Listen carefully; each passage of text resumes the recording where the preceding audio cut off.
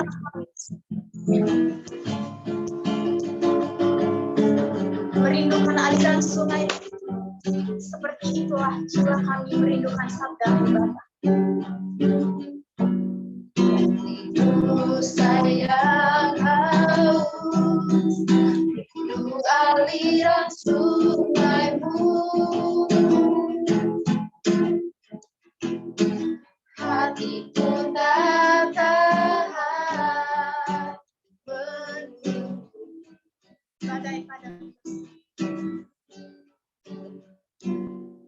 Bagai tanah gersang, nanti datangnya hujan. Begitupun jiwaku, Tuhan, hanya Engkau tahan. Hanya Engkau pribadi yang mengenal hatiku, tiada yang tersembunyi bagimu. Seluruh isi hatiku Kau tahu, dan bawaku lebih dekat lagi padamu, tinggal dalam indahnya dekapan kasih-Mu. Seperti sayang haus sayang haus, aliran sungaimu, hatiku tak tahan menunggu bagai tanah gersang. Bagai tanah gersang, nanti datangnya hujan. Begitupun jiwaku, Tuhan, hanya Engkau berkata. Hanya Engkau pribadi yang mengenal hatiku, tiada yang tersembunyi bagimu. Seluruh isi hatiku Kau tahu, dan bawaku untuk lebih dekat lagi padamu, tinggal dalam indahnya dekapan kasih-Mu. Hanya Engkau, hanya Engkau pribadi yang mengenal hatiku, tiada yang tersembunyi bagimu.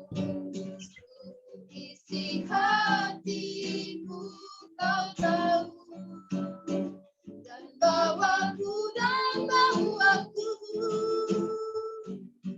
untuk lebih dekat lagi padamu, tinggal dalam indahnya dekapan kasih-Mu. Tinggal dalam indah,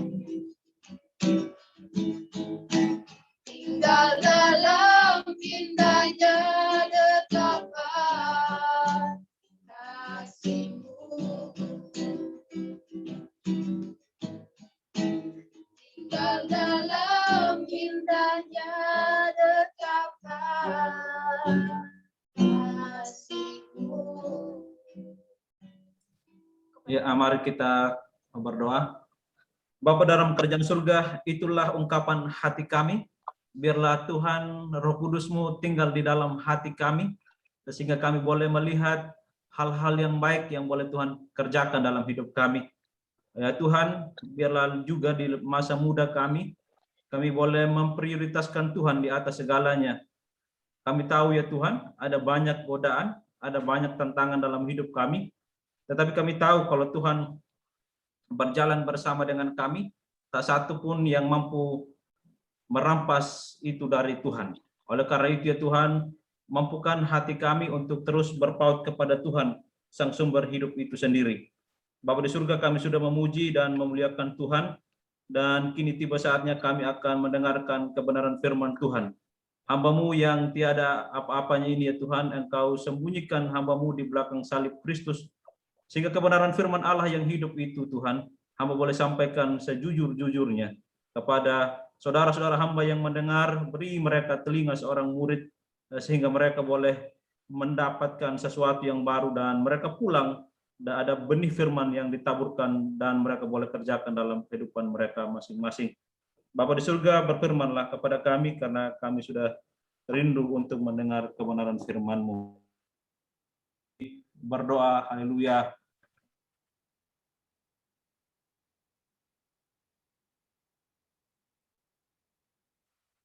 Salam, selamat malam. Malam. Oke. Ya saya ini ya, kalau ditutup kamera kan seperti saya sedang ngomong sendiri ya. Ya ya kayak kita main lawak nanti kan. Ya ya kalau bisa, kalau memungkinkan ya diaktifkanlah kameranya supaya yang tampan kelihatan tampannya, yang cantik supaya kelihatan cantiknya. Ya saya rasa begitu ya. Nah, kan begitu udah mulai. Di Jonathan sudah mulai buka kamera. Ada JR, Bu Vander, Adi Respect mana tadi ya? Sudah hadir semua. Oke. Bu Yusti ya. Ya, Bu Yafet, selamat malam Pak Bu Yafet. Senang melihat Bu Yafet bisa bergabung bersama-sama dengan kita. Ya. Ada juga ya semua, saya ingin menyambut teman-teman semua dalam keadaan sehat. Ada Uris ya dari Manado, ada kakak saya juga dari Bali. Ya, untuk itulah enaknya kalau ibadah online ya, dari segala penjuru. Ada teman saya Bung Sikan dari Bogor ya. Ya, ada yang dari Bintaro lah, paling banyak 4 orang itu ya, pakai Zoom. Marlin Claudia ya. Ada dari Kemang Bu Tri Agus ya, sama Panji. Ada dari kalangan Cililitan, Pinta dan teman-teman. Angkat tangan dulu kamu Pinta biar dilihat. Ya, ada ya. Devi lagi matikan kamera deh. Ada Titin dari Kampung Rambutan. Ya. Ada teman saya juga Bung Niveri ya dari HI ya. Oh ya, udah dari. Oke, selamat malam semua. Senang bisa berkumpul bersama-sama pada malam hari ini. Tentunya kita ingin dikuatkan, disegarkan oleh firman Tuhan. Ya, malam hari ini saya ingin mengajak kita dengan topik atau renungan khotbah kita malam hari ini adalah keadaan kita ketika kita sedang kehabisan akal.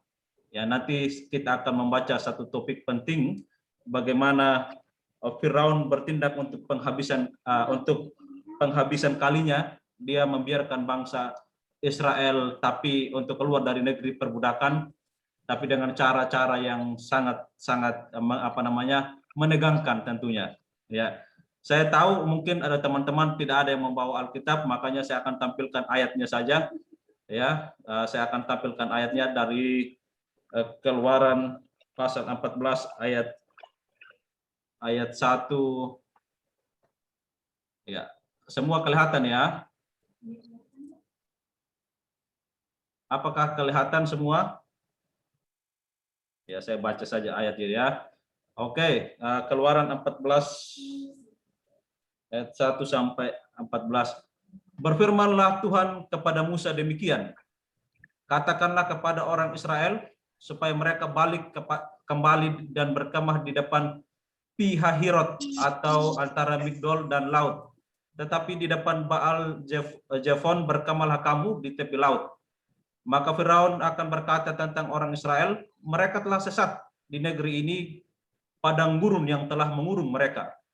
Aku akan mengeraskan hati Firaun sehingga ia mengejar mereka, dan terhadap Firaun dan seluruh pasukannya aku akan menyatakan kemuliaanku sehingga orang Mesir mengetahui bahwa akulah Tuhan. Lalu mereka berbuat demikian. Ya, ketika diberitahukannya kepada Raja Mesir bahwa bangsa itu telah lari, maka berubahlah hati Firaun dan pegawai-pegawainya terhadap bangsa itu, dan berkatalah mereka, apakah yang telah kita perbuat ini, bahwa kita membiarkan orang Israel pergi dari perbudakan kita. Ya, ayat 6 ya. Kemudian ia memasang keretanya dan membawa rakyatnya, serta ia membawa 600 kereta yang terpilih, ya segala kereta Mesir masing-masing lengkap dengan perwiranya. Demikianlah Tuhan mengeraskan hati Firaun, raja Mesir itu, sehingga ia mengejar orang Israel, tetapi orang Israel berjalan terus dipimpin oleh tangan yang dinaikkan. Adapun orang Mesir, segala kuda dan kereta Firaun, orang-orang berkuda dan pasukannya, mengejar mereka dan mencapai mereka pada waktu mereka berkemah di laut di dekat Piherot di depan Baal-Zephon itu. Ketika Firaun telah dekat, orang Israel menoleh, maka tampaklah orang Mesir bergelak menyusul mereka. Lalu sangat ketakutanlah orang Israel ini ya, dan mereka berseru kepada Tuhan. Ya, ayat 11 dia mengatakan begini, dan mereka berkata kepada Musa, apakah karena tidak ada kuburan di Mesir maka engkau membawa kami untuk mati di padang gurun ini? Apakah yang kau perbuat ini terhadap kami dengan membawa kami keluar dari Mesir? Bukankah ini telah kami katakan kepadamu di Mesir, janganlah mengganggu kami dan biarlah kami bekerja kepada orang Mesir, sebab lebih baik bagi kami untuk bekerja pada orang Mesir daripada mati di padang gurun ini. Tetapi berkatalah Musa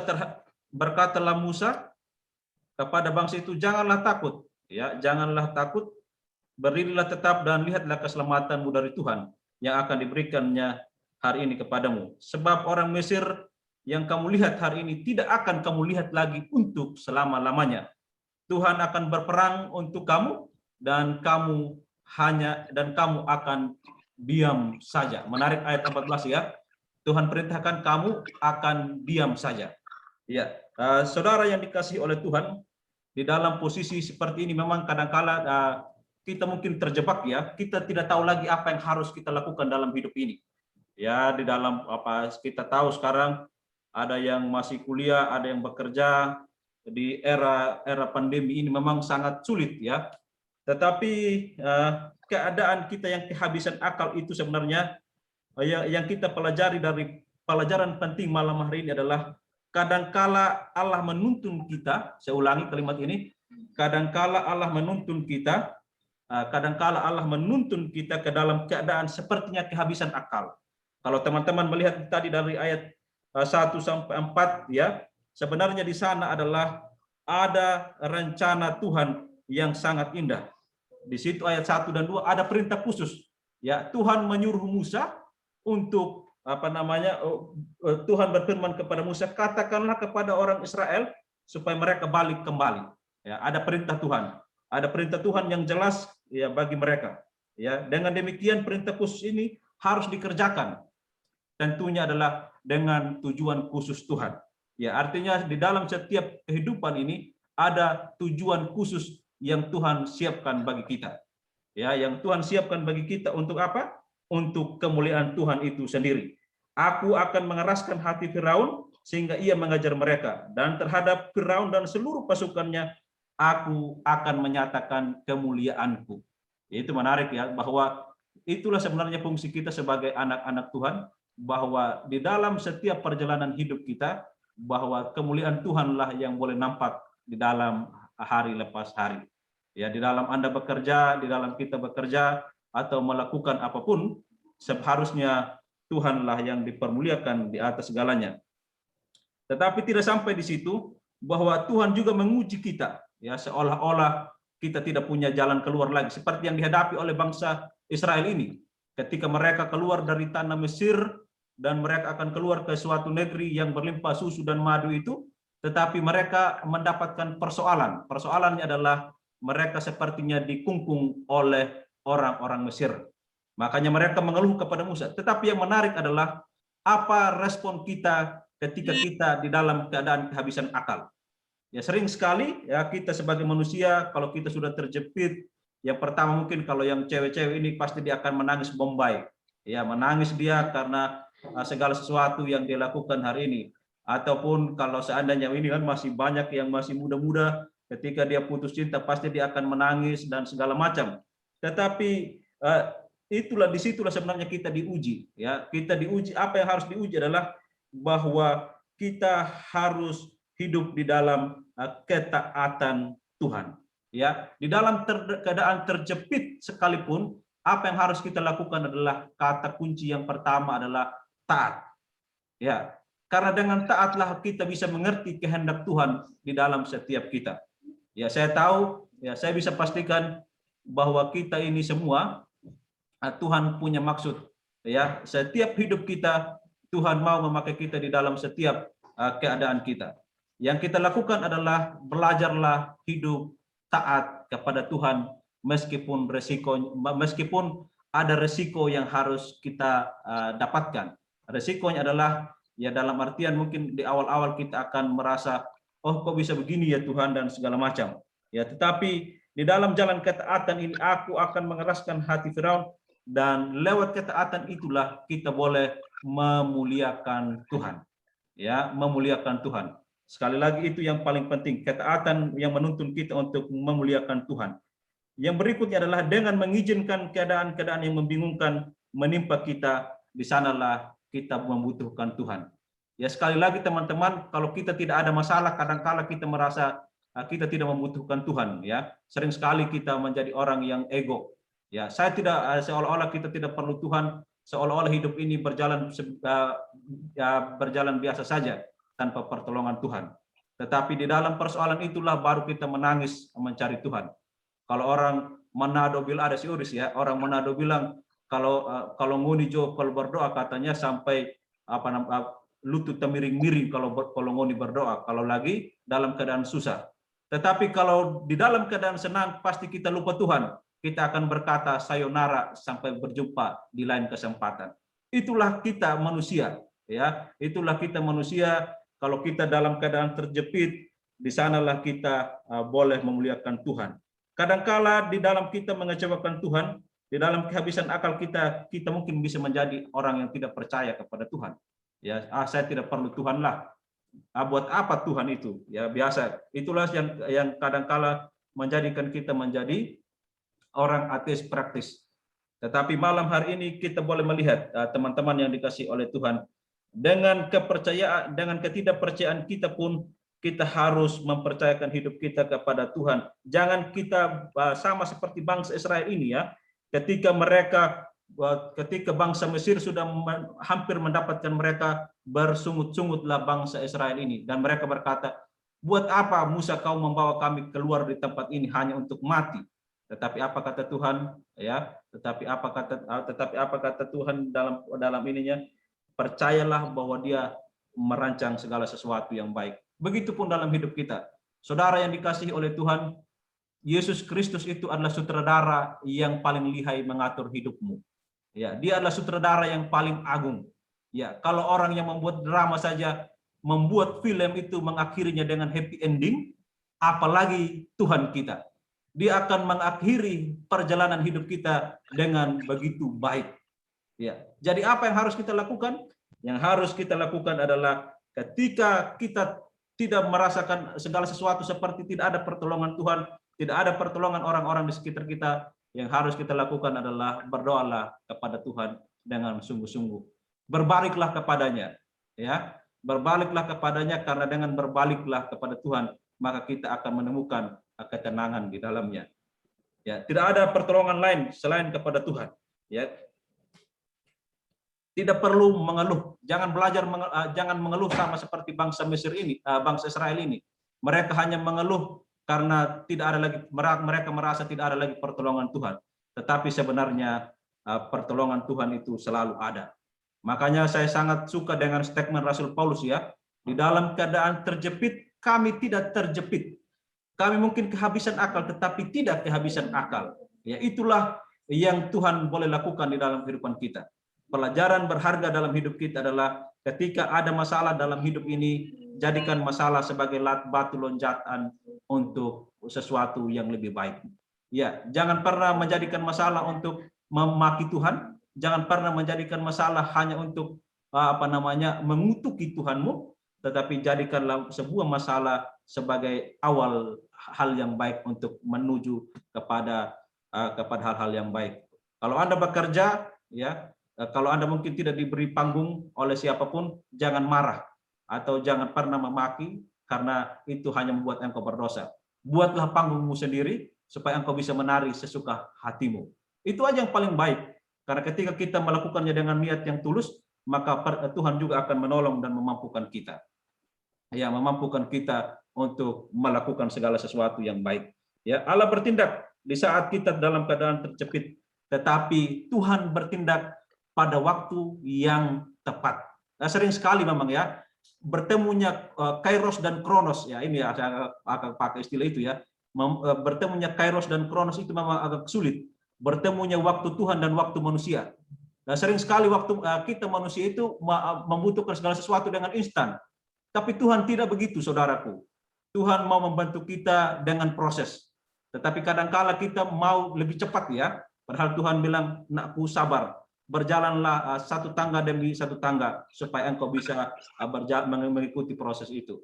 Itulah kita lihat di dalam ayat 13 dan 14 yang kita baca hari ini ya.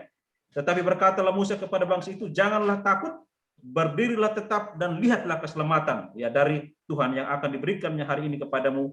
Sebab orang Mesir yang kamu lihat hari ini tidak akan kamu lihat lagi untuk selama-lamanya. Itulah janji Tuhan bagi bangsa Israel. Itu adalah sesuatu yang luar biasa. Ya, orang Israel, orang Mesir yang kau lihat hari ini, dia bilang tidak akan kau lihat lagi. Mereka akan habis. Mereka akan binasa. Di ayat 14 ayat 15 berkata lagi ya. Ayat 14 berkata begini, Tuhan akan berperang untuk kamu dan kamu hanya diam saja. Itulah Tuhan yang kuberitakan malam hari ini. Dia melakukannya tepat pada waktunya. Yang berikutnya adalah Tuhanlah yang mengambil alih pimpinan langkah hidup kita. Ya, kalau sudah Tuhan yang berjalan bersama dengan kita, ya seperti apa yang dikatakan oleh Rasul Paulus, kalau Tuhan bersama dengan kita, siapakah lawan kita? Tak ada pun yang bisa menandingi, yang mampu mengalahkan kita kalau Tuhan bersama-sama dengan kita. Kalau cuma orang besar atau orang-orang di sekitarmu yang bersama dengan engkau, mungkin seketika itu pun kita akan diruntuhkan atau dirobohkan. Tetapi Tuhan yang berperang bersama-sama dengan kita, dan Tuhan yang mengambil alih penyertaan kita. Ya, saya sangat senang kalau saya sering mengutip istilah Musa itu ya, ketika dia berjalan memimpin bangsa Israel, dia selalu berkata, Tuhan jangan menyuruh aku pergi kalau Tuhan tidak menyertaiku. Saya sangat senang. Kita semua di sini sebagai anak-anak rantau, hanya Tuhanlah yang mampu membuat kita berhasil. Tidak ada yang lain. Ya, tidak ada yang lain yang bisa kita banggakan selain kepada Yesus Kristus. Oleh karena itu, apa yang harus kita lakukan adalah di dalam keadaan terjepit pun kepada kita berharaplah kepada Tuhan. Ya, berharaplah kepada Tuhan karena hanya Dialah sandaran hidup kita. Ya, jangan pernah memusuhi atau pernah berkata, buat apa lagi saya ke gereja atau buat apa lagi saya ikut beribadah. Toh juga Tuhan tidak pernah mengabulkan apa yang saya minta. Tidak. Waktu Tuhan bukanlah waktu kita. Ya, kita sering mendengar lagu itu ya. Nanti bisa jadi juga kita menyanyikan dengan penuh hikmat. Tetapi janganlah jadikan lagu itu hanya sebagai lagu, tetapi menjadi biarlah lagu itu menjadi hidup di dalam hidup kita. Proses hidup kita ketika kita melihat penyertaan Tuhan bagi bangsa Israel ini, maka Tuhan juga akan memimpin perjalanan hidup kita. Ya, perjalanan hidup kita. Saya tidak tahu seperti apa saudara nanti 4-5 tahun ke depan. Ya, apakah Anda menjadi biasa-biasa saja atau menjadi orang yang hebat? Tentunya kita semua punya kerinduan untuk menjadi orang-orang yang berguna bagi bangsa ini atau bagi orang-orang di sekitar kita. Tetapi kata kuncinya adalah di dalam keadaan seperti apapun kita percayakan hidup kita kepada Tuhan. Jangan pernah mengeluh. Ya, sering sekali kita menghabiskan waktu kita untuk mengeluh. Ya, sering sekali menghabiskan waktu kita untuk mengeluh, hanya mengeluh dengan hal-hal yang tidak penting.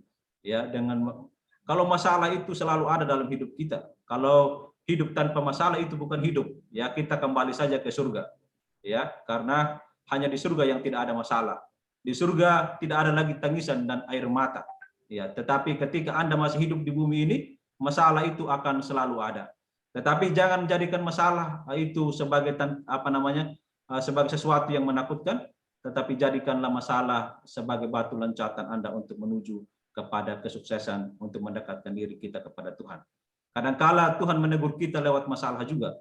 Kalau Anda sudah terlalu sombong, Tuhan menegur kita, Tuhan menjewer kita. Karena firman Tuhan berkata, barang siapa kukasihi, ia akan kuhajar dan kutegur. Artinya didikan Tuhan itu selalu ada dalam kehidupan kita. Ya, artinya ya kita boleh belajar bersama-sama, teman-teman yang dikasihi oleh Tuhan, ya, belajar bersama-sama untuk terus berharap kepada Tuhan, ya, bagaimana kita terus menjalankan hidup kita kepada Tuhan. Yang paling penting adalah dimanapun Anda bekerja, jadilah saksi Kristus. Itulah yang paling ingin saya sampaikan kepada kita, jadilah saksi Kristus. Ya, saya sangat tertarik. Pernah mendengar kisah Mother Teresa? Coba lambaikan tangan aja yang pernah mendengar kisah Mother Teresa? Iya, ya. 1, 2 pernah ya, pernah. Kalaupun yang nggak pernah ya cipit-cipit lah ya, dia diam-diam aja lah dulu ya. Ya, Mother Teresa itu adalah seorang yang biarawati yang sangat hebat. Dia meninggalkan kenyamanan hidupnya, hanya pergi ke India di kota Kalkuta sana. Dia melayani orang-orang yang terpinggirkan di India itu. Yang sangat menarik dalam ingatan saya adalah ketika dia menolong pendeta India itu. Dia mau mengurusnya dan merawatnya adalah ketika pendeta India itu bertanya kepada Mother Teresa, mengapa Anda menolong saya? Katanya, tidak tahukah Anda bahwa saya hendak membunuh Anda? Tetapi apa kata Mother Teresa? Saya menolong Anda, katanya, Tuhan mengasihi saya, maka saya juga harus mengasihi Anda. Wow, itu sesuatu yang luar biasa. Mother Teresa tidak menggunakan bahasa teologis yang tinggi-tinggi, tetapi Mother Teresa menggunakan bahasa yang sederhana, tetapi sangat menyentuh hati orang itu. Dia bilang, tidak sadarkah engkau bahwa kami sebenarnya hendak membunuh engkau? Karena kami berpikir Anda sudah memakai, dia bilang, kami berpikir Anda mau mengkristenkan orang-orang India. Tapi hari ini dia bilang, saya melihat katanya, bahwa Anda memang benar-benar orang yang dipakai oleh Tuhan. Ketika Mother Teresa meninggal, dia diberikan penghormatan dengan cara apa? Dia disambut sebagai pahlawan, menaikkan bendera setengah tiang.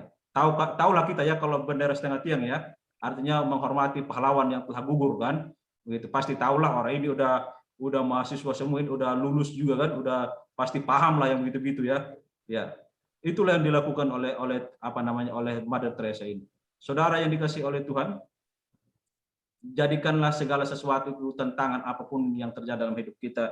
Jangan pernah merasa, kalaupun kita semua kehabisan akal, percayalah kepada Kristus. Arahkanlah hidupmu kepada Tuhan. Ya, termasuk ya sekali lagi ya, ini baru saya lihat baru kakak Mama Angel yang sudah menikah ya. Sisanya yang lain masih masih proses mencari pasangan, atau mungkin sudah ada pasangan masing-masing, atau mungkin juga masih ada yang dilarang untuk berpacaran kayak si Oris itu kan belum cukup umur. Ya, belum cukup umur untuk ini. Tetapi apapun itu, percayalah Tuhan pasti menyediakan yang terbaik. Ya, jangan diburu-buru ya, karena yang buru-buru itu biasanya hasilnya buruk. Tapi yang melewati proses itu biasanya baik.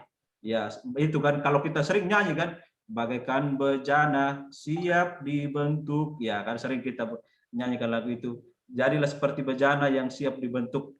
Ya begitu ya Dimarca ya, jadikan hidup kita seperti bejana yang terus diolah dan pada akhirnya kita keluar menjadi orang-orang yang hebat. Ya. Saya berharap kita semua anak-anak muda yang ada di rantauan ini, mari kita terus mendekatkan hati kita kepada Tuhan. Carilah Tuhan selagi Tuhan masih bisa ditemui. Ya, carilah Tuhan.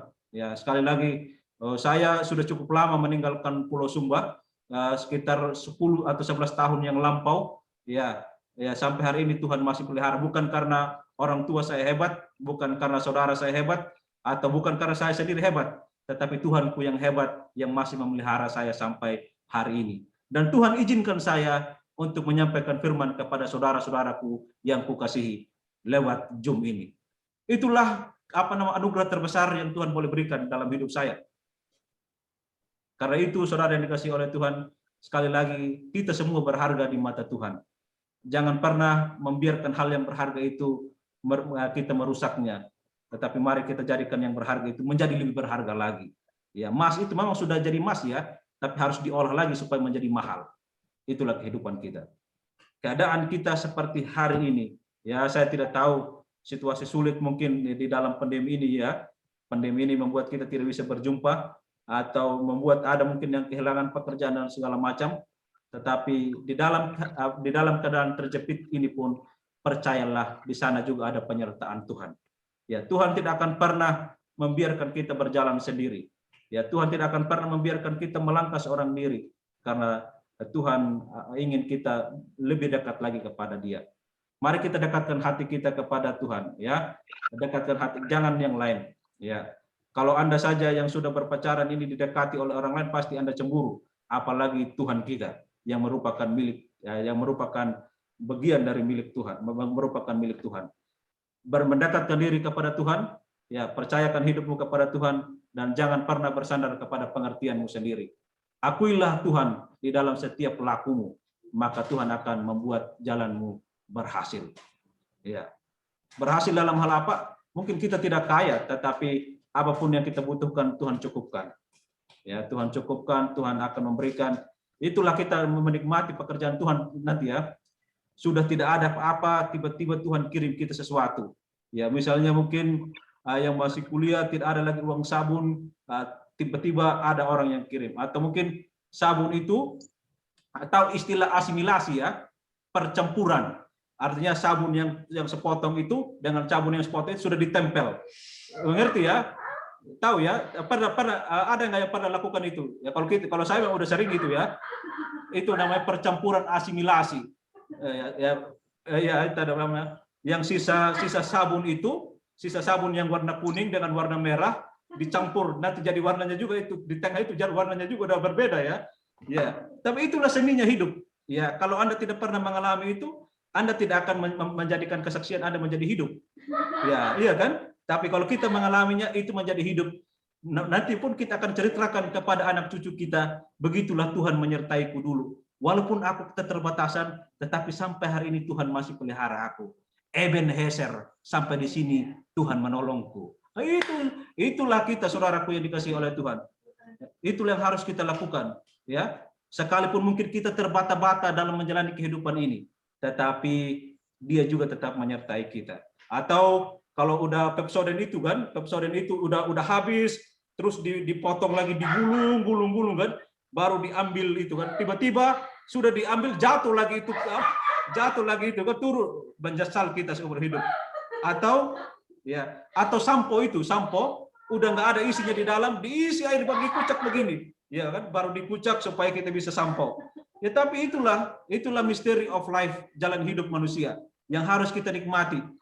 Jadikan aja itu teman-teman, jangan pernah jadikan itu sebagai sebuah persoalan, tetapi jadikan itu sebagai semangat hidup bagi kita untuk memotivasi diri. Ya, sering sekali kita menghabiskan waktu untuk mengeluh. Malam hari ini saya mau katakan kepada kita semua, hentikan mengeluh itu, tapi perbanyak bersyukur kepada Tuhan. Ya, setuju ya semua ya? Hentikan mengeluh, perbanyak bersyukur. Bila perlu, itu saya kasih tipnya sedikit ya. Orang Israel itu hebat, kalian tahu kenapa?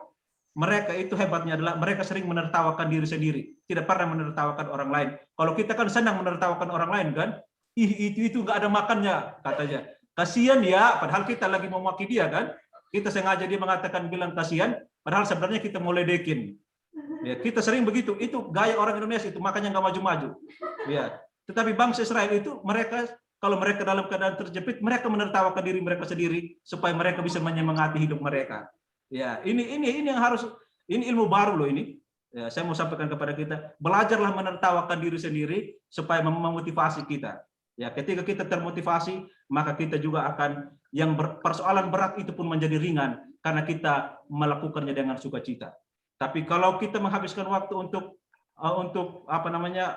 mengeluh, Tuhan sama seperti bangsa Israel ini, maka kita akan menjadi orang yang malang. Tetapi malam hari ini teman-teman yang dikasihi oleh Tuhan, anak-anak muda, di dalam keadaan habisan akal pun, percayalah Tuhan menuntun perjalanan hidup kita. Di dalam ayat 14 ini sangat senang saya berkata, Tuhan akan berperang untuk kamu dan kamu akan diam saja. Tuhan yang berperang bagi kita, bukan kita. Ya, oleh karena itu lakukanlah apa yang Tuhan mau, percayakan hidupmu kepada Tuhan. Dia yang bertindak. Serahkanlah kekhawatiranmu kepada Tuhan, maka Dia akan bertindak. Jangan serahkan kepada orang lain, ya, karena setiap kita mempunyai persoalannya sendiri. Ya kan? Kalau kita menyerahkan kepada orang lain, sama aja persoalan dia aja masih banyak. Saya lihat wajah adik saya Jonathan aja sepertinya penuh persoalan hidup, tapi tidak. Ya, wajahnya boleh lemas, tetapi sukacita yang Tuhan boleh berikan dalam hidupnya. Itulah kita semua teman-teman yang dikasihi oleh Tuhan. Malam hari ini pesan firman Tuhan bagi kita, di dalam keadaan kehabisan akal, jangan pernah memaki Tuhanmu, jangan pernah mengutuki Tuhanmu, tetapi taatlah kepada Tuhan dan percayakan hidupmu kepada Tuhan.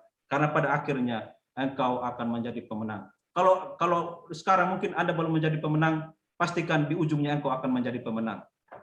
Ya, pastikan engkau di ujungnya akan menjadi pemenang. Yang harus kau lakukan adalah berdoalah supaya Tuhan memberi engkau kekuatan, ketabahan untuk menghadapi segala sesuatu yang mungkin baru pertama Anda alami. Yang paling penting jangan pernah lari dari masalah, karena masalah itu semakin Anda lari maka dia akan mengejarmu.